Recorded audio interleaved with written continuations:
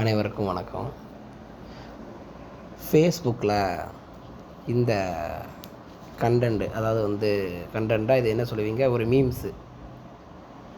அதாவது இதில் பெரிய இழப்பு எது அப்படின்னு கேட்டுட்டு, முதுமையில் குழந்தைகளை இழக்கிறது பெருசா, இளமையில் மனைவியை இழக்கிறது பெருசா, அப்படி இல்லை அப்படின்னா குழந்தை பருவமாக இருக்கும் பொழுது பெற்ற தாயை இழக்கிறது பெருசா அப்படின்னு, இதில் பெரிய இழப்பு எது அப்படின்னு இந்த ஃபேஸ்புக்கில் தற்செயலாக பார்த்தேன். என்னை பொறுத்த வரைக்கும் கேட்டிங்க அப்படின்னா, மூணுமே மிகப்பெரிய இழப்புங்க. மூணுமே மிகப்பெரிய இழப்பு தான். அது இழந்தவங்களுக்கு தான் அதனுடைய வலியும் வேதனையும் புரியும். அப்படித்தானே? சரி, இவங்க தனித்தனியாக கேட்டுட்டாங்க.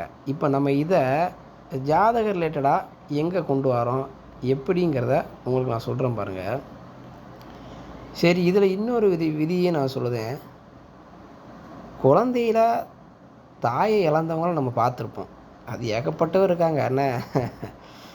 சரி, அந்த குழந்தை வளர்ந்து வருது, கல்யாணம் முடியுது. அந்த குழந்தை கல்யாணம் முடிச்சு அது பெரிய ஆளாயிரு. கல்யாணம் முடிஞ்சதுக்கப்புறம் அதாவது ஆணோ பெண்ணோ துணையை இழப்பது பிறவியில் தாயை இழந்தாச்சு. அதுக்கடுத்து வாழ்க்கை துணையும் இழக்கிறாங்க. சரிங்களா? பாருங்கள், ஏற்கனவே ஒரு அடி, மறுபடியும் ஒரு அடி. முதுமையில் பிள்ளையை இழப்பாங்களா, அதாவது குழந்தை இழப்பாங்களா? அதெல்லாம் அவ்வளோ தூரம் நம்ம என்ன சொல்கிறது. அப்படிலாம் ஒரு மனிதனுக்கோ ஒரு மனுஷிக்கோ இருக்குது, நடக்குது அப்படின்னா அது எவ்வளோ ஒரு கொடூரமான வாழ்வு. சரி, நமக்கு அதில் அந்த மாதிரிலாம் நமக்கு நடக்காது. சரிங்களா? எப்போவுமே பாசிட்டிவ் எனர்ஜியோட நம்ம இருந்துக்கிடணும். நம்ம சிந்தனைகள் நெகட்டிவ் எனர்ஜியை கொடுக்குங்க. நான் தெளிவாக சொல்கிறேன். மனிதனுக்கு நெகட்டிவான கிரகங்கள் நிறையா உண்டு. எல்லாருடைய ஜாதகத்துலேயும் நெகட்டிவான கிரகங்கள் உண்டு. ஸோ நெகட்டிவ் தாட்டு நிறையா மனிதர்களுக்கு வரத்தான் செய்யும். ஆனால் நம்ம உள்மனம் பாசிட்டிவ் எனர்ஜியோடையே இருக்கணும். சரிங்களா? பாசிட்டிவ் திங்கிங் இருக்கிறது ரொம்ப ரேர் தான். என்கிட்டே நிறைய பேர் சொல்லியிருக்காங்க, பாசிட்டிவாக எப்போவுமே நினைங்க அப்படின்னு. பாசிட்டிவாக நினைக்கிறது பிரச்சனை இல்லை. நம்ம உள் மனசில் பாசிட்டிவ் எண்ணங்களை வளர்த்து கொள்ளுங்கள். பாசிட்டிவ் திங்கிங்கோட நெகட்டிவ் திங்கிங் நம்ம மனிதனுக்கு வராமல் இருக்காது.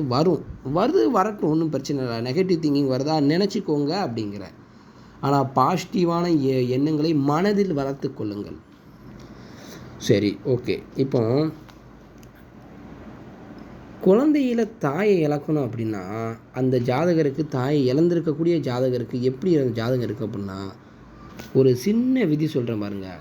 கடகராசியோடு பாவக்கிரகங்கள் சம்மந்தப்பட்டிருக்கு அப்படின்னாலே மோசமான, அதுக்கு அடுத்து கடகராசியோடு பாவக்கிரகங்கள் சம்மந்தப்பட்டு மோசமான திசைகள் நடந்திருக்கும் குழந்தை பருவத்திலேயே. அப்படி நடக்கும் பொழுது மோசமான திசைனா என்ன? ஒரு அஸ்தமனமான திசை, அப்படி இல்லை அப்படின்னா லக்கணத்திற்கு ஆகாத அவயோக திசை. அவயோக திசைன்னு வந்தாச்சுனாலே லக்கணாதிபதிக்கு எதிரியாக இன்னும் அந்த கிரகமே 4ஆம் வீட்டோடு சம்மந்தப்பட்டு அல்லது கடக ராசியோடு சம்மந்தப்பட்டு. எதுக்கு இந்த கடக ராசியை சொல்கிறேன் பார்த்தீங்க அப்படின்னா, கடகராசி தான் சந்திரனுடைய வீடு. நான் நிறையா ஜாதகங்களில் பார்த்தேன், தாயை இழந்த ஒரு குழந்தையினுடைய ஜாதகத்தை பார்த்தேன், பெரியவங்களுடைய ஜாதகத்தையும் பார்த்துருக்கேன். அதாவது முன்னாடியே தாயை இழந்திருப்பாங்கள்ல, அவங்களுடைய ஜாதகத்தையும் நான் ஆராய்ச்சி பண்ணி பார்க்கும்பொழுது பார்த்தீங்க அப்படின்னா, அதில் நிறைய ஏகப்பட்ட சாதகங்கள் கடகராசி பாதிக்கப்பட்ட சாதகங்கள், கடகராசி பாதிக்கப்பட்ட அமைப்பிலேயே தான் இருந்தது. ஸோ கடகராசி சந்திரனுடைய வீடு, கடகராசி பாதிக்கப்பட்டிருந்தாலே அந்த சாதகருக்கு தாயை இழக்கக்கூடிய நிலை இருக்குது அப்படிங்கிறத அனுபவத்தில் தெரிஞ்சுக்கிட்ட ஒரு விதி.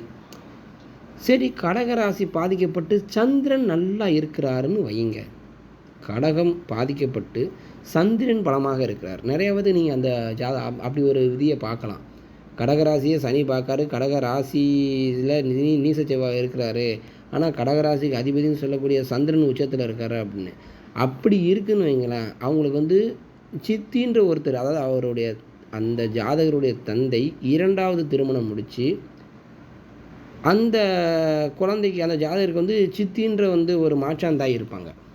ஆமாம், இதையும் வந்து இது நீங்கள் உணர முடியும். சந்திரனுடைய பவர் இருக்க அப்படின்னு வந்து நீங்கள் ஒரு கண்ணோட்டத்தில் பார்த்தாலும் சந்திரன் உச்சத்தில் தான் இருக்கார், தாய் எப்படி இல்லை? இந்த விதியிலே பார்க்காதீங்க. சந்திரன் உச்சத்தில் இருந்து கடகராசி பாதிக்கப்பட்டிருந்தால் அந்த குழந்தைக்கு வந்து தாய் 2ஆம் தாரத்து தாய் உண்டு. ஆமாம், அதுக்கு தான் சந்திரன் உச்சத்தில் இருந்தால் அந்த விதி வந்து சந்திரன் உச்சத்தில் இருக்கிறனால தான் அப்படி கிடைக்குதுன்னு அர்த்தம். இன்னும் ஒரு சில குழந்தைகள் ஜாதகத்தை பார்த்தீங்க அப்படின்னா சந்திரனும் பாதிக்கப்பட்டிருக்கும். நடக்கிற தசையும் வந்து லக்கணாதிபதி தசை மறைவு ஸ்தானத்திலிருந்து லக்கணத்தோடு பாவக்கரங்கள் சம்மந்தப்பட்டு தசை நடக்குன்னு வைங்களேன். அந்த சாதகருக்கு தாயை இழந்த வண்ணமாகவே இருக்கும். மாற்றாந்தாய் கூட கிடச்சிருக்காது. மாற்றாந்தாய்னா என்ன? அதாவது அந்த குழந்தையினுடைய தகப்பனார் வந்து 2வது திருமணம் செய்து கொள்ளாமலே அப்படியே வாழ்ந்து வளர்த்து கொண்டு வந்திருப்பாங்களா, அந்த மாதிரி சாதத்தெல்லாம் பார்த்தீங்க அப்படின்னா சந்திரனுடைய பலவீனம் இருக்கும். இதில் சந்திரனை மட்டுமே சொல்கிறீங்களா, 4ஆம் வீடு 4ஆம் வீட்டு அதிபதி நீங்கள் எடுக்கலையா, எடுத்து பார்க்கலையா கேட்டீங்க அப்படின்னா உண்டு. 4ஆம் வீட்டு அதிபதிக்கிட்டேயும் நெகட்டிவான பலன்கள் கட்டாயம் இருக்கும். அதாவது வந்து பலவீனமான தன்மை, அதாவது கடகராசி பாதிக்கப்பட்டு 4ஆம் வீட்டு அதிபதி லேசாக பாதிக்கப்பட்டிருந்தால் கூட மோசமான திசையில் அங்கே பிரச்சனை அப்படி தான் வரும். அந்த பிரச்சனை கட்டாயம் வந்து ஒரு குழந்தை பருவத்தில் தாய் இழக்கக்கூடிய நிலை இருக்கும். இதே விதி தாங்க இளமையில் கணவரையோ மனைவியையோ இழக்கக்கூடிய நிலை என்னென்னு பார்த்தீங்க அப்படின்னா இதே விதியை அப்படியே வந்துங்க எங்கே கொண்டு வரணும்? சந்திரனுடைய கடகராசியை சொன்னது போல் துலாம் வீடுன்னு சொல்லலாம். அந்த துலாம் ராசிக்கு அதிபதி சுக்கிரன். ஏன்னா காலபுருஷ தத்துவ ரீதியாக 7ஆம் வீடு சுக்கிரனுடைய வீடு. சுக்கிரனுடைய வீடும் பார்த்துக்கிட்டு அதுக்கு அடுத்தபடியாக அந்த ஜாதகருக்கு 7ஆம் வீட்டை பாருங்கள். ஏன்னா சந்திரனுக்கு மட்டும்தான் வந்து ஒரு ஆதிபத்தியம் உண்டு, சுக்கிரனுக்கு வந்து 2 ஆதிபத்தியம் உடைய கிரகம். அதனால் வந்து துலாமை மட்டும் நீங்கள் பார்க்குறது வந்து 100க்கு 40% தான் நீங்கள் வந்து அதில் பலனை எடுக்க முடியும். அதனால் ஒரு ஜாதகம் அப்படிங்கிறத நீங்கள் பார்க்கும் பொழுது அந்த சாதகத்துக்கு 7ஆம் வீட்டை எடுத்து பாருங்கள். 7ஆம் வீட்டை பாவக்கரங்கள் பார்க்குதா, பாவக்கரங்களுடைய தொடர்பு இருக்குதா? 7ஆம் வீட்டோடு பாவக்கரங்களுடைய தொடர்பு இருந்து 7ஆம் வீட்டு அதிபதி கொஞ்சம் பலவீனமான நிலையில் இருந்துச்சு அப்படின்னா, அந்த இளமை பருவத்தில் மோசமான திசை நடக்குது அப்படின்னா கட்டாயம் வாழ்க்கை துணையை இழக்கக்கூடிய நிலை உண்டாகும். சரிங்களா? இதெல்லாம் வந்து எல்லாருக்கும் அப்படிலாம் வந்துடாதுங்க, பயப்படாதீங்க. சரிங்களா? இதையும் நீங்கள் ஜோதிடம் வந்தாச்சு அப்படின்னா இது வந்து ஒரு மறைமுக கலை. இதெல்லாம் எதுக்கு நெகட்டிவானதெல்லாம் நீங்கள் போடுறீங்க அப்படின்னு கேட்கலாம். சில பேர் வீடியோவை பார்க்கறது கூட கொஞ்சம் தர்ம சங்கடமான சூழ்நிலை இருக்கலாம். ஆனால் இன்னும் சில பேருக்கு இந்த மாதிரி வீடியோவை தான் விரும்பி வேற பார்க்குறீங்க. நான் இதெல்லாம் தெரிஞ்சுக்கிடணும், எனக்கு இதையும் கற்றுக்கிடணும் அப்படின்னு நிறையா பேர் கேட்குறீங்க. அஸ்ட்ராலஜி படிக்கக்கூடியவங்களுக்கு நெகட்டிவான படங்களை படிக்கிறது ரொம்ப ஆர்வம் இருக்குது. அது ஏன்னு தெரியல. சரி, பரவாயில்ல, தெரிஞ்சுக்கோங்க. சரிங்களா?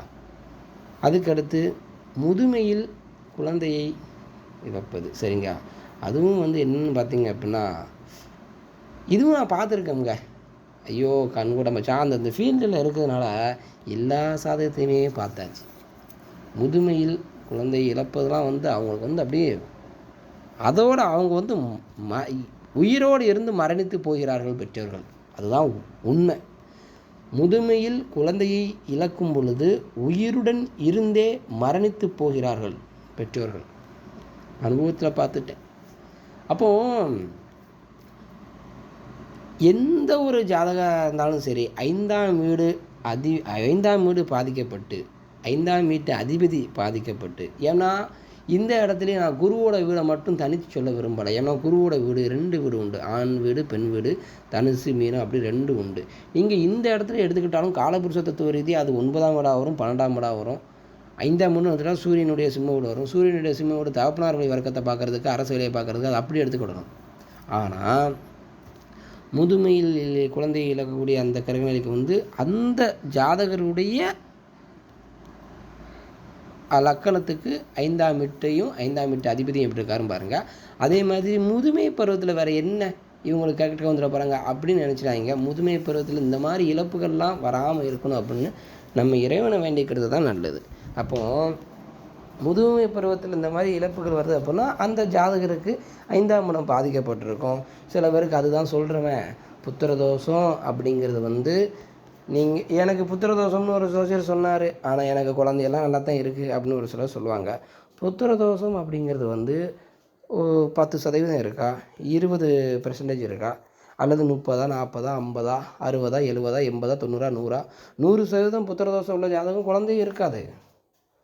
தத்தெடுத்து வளர்ப்பாங்க, அதுவும் நீடிக்காது, நினைக்காது.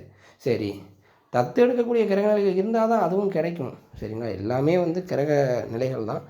அப்போ முதுமையில் குழந்தை இழக்கக்கூடிய நிலைமைக்கு பார்த்திங்க அப்படின்னா 5ஆம் இடம் அவங்களுக்கு ஏற்கனவே 5ஆம் இடம் பாதிக்கப்பட்டு தான் இருக்கும்.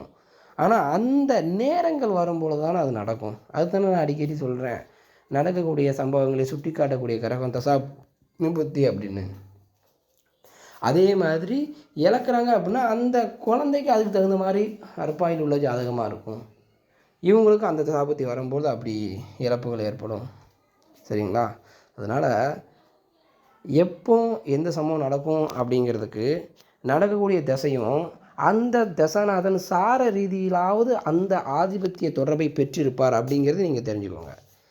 இப்போ தாய் சம்பந்தப்பட்ட பலனுக்கு 4ஆம் வீடும் சந்திரனும் சம்பந்தம் பெறும். சரிங்களா, சரி, உதாரணத்துக்கு ஒரு ஜாதகத்தை பாருங்கள். உங்களுக்கு இந்த ஜாதகத்தை பாருங்கள். இந்த ஜாதகக்காருக்கு இந்த ஜாதகர் குழந்தையாக இருக்கும் பொழுது இவர் ரோகிணி நட்சத்திரத்தில் இந்த ஜாதகர் பிறந்திருக்கிறாரு. இந்த ஜாதகருக்கு சந்திர தசை ஒரு 5 வயசு வரைக்கும் இருந்தது. அதுக்கப்புறம் செவ்வாய் தசை. இந்த ஜாதகருக்கு நான் சொன்ன விதி இருக்கான்னு பாருங்கள். இந்த ஜாதகர் குழந்தை பருவத்தில் தாயை இழந்த ஒரு ஜாதகர்.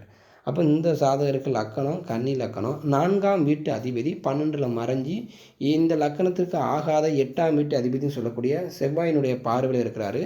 அந்த 4ஆம் வீட்டு அதிபதி சிம்மத்தில் இருந்து பரிவர்த்தனையை பெற்றிருந்தாலுமே அங்கே அவர் வக்கர நிலையில் இருக்கிறார். வக்கரம் நான் அடிக்கடி சொல்லுவேன், வக்கரம் அப்படின்னாலே கிரகத்துக்கு ஒரு வலிமை, நிலையான வலிமை இல்லாத தன்மை, அதாவது ஒரு ஸ்டெடி இல்லை. வக்கர கிரகம் பரிவர்த்தனை அடைஞ்சிருந்தாலும் சரிங்க, அந்த கிரகத்தை ஒரு நிலை இல்லாமல் ஒரு ஊசல் ஆடிக்கிட்டே இருக்கக்கூடிய ஒரு நிலை என்னன்னு நினைக்கிறீங்க நீங்கள்?